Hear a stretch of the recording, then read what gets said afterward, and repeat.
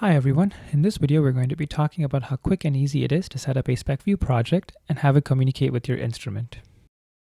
In this video I'll be using a Eurotherm EPC 3000 and the live instrument is visible at the bottom of your screen. I'll also be starting a stopwatch here just to see how quickly we can get through this process. To begin, I'm going to go ahead and use SpecView's auto detect feature. We can automatically detect instruments on TCP/IP or serial comms. My instrument is on serial comms, and as you'll see here, SpecView will detect all the active COM ports on your PC. The user just has to know which COM port the instrument is on and select the appropriate protocol from the protocol dropdown. And I've selected Eurotherm Modbus here, and I'm good to start my scan. And instantly SpecView will detect my instrument. I can enter an appropriate name here or a meaningful name here. However, I'm okay to continue with the default names, and I'll choose 1 decimal place to reflect the live instrument. I'll stop the scan here because SpecView has detected my lone instrument. There's no point in continuing the scan. I'm going to group these instrument views and bring them down here because at the top, I would like to create a nice large trend chart. I'd like to add the process value parameter to the trend chart, and in the variables list you can see that we have access to all the parameters of the EPC 3000. I have not defined a single tag. And in fact, let's also add the set point and output power to the chart. The chart itself is also easily customizable.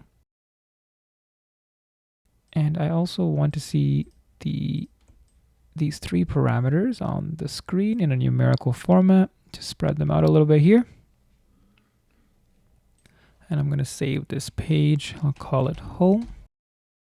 And let's create a new page in the project. And when we go to the second instrument that was automatically detected for us, we can see that it houses all the profile parameters.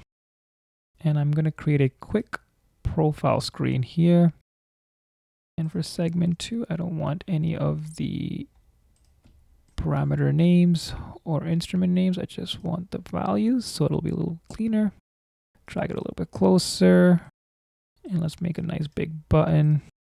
Call it home, and we want to close this screen and go to the home screen.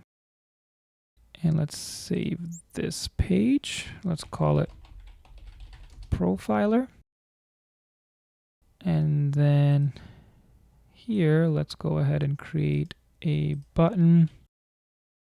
And we want to navigate back to the profiler page. And let's call this button profiler. And that's good. So I'm going to save this and go into runtime.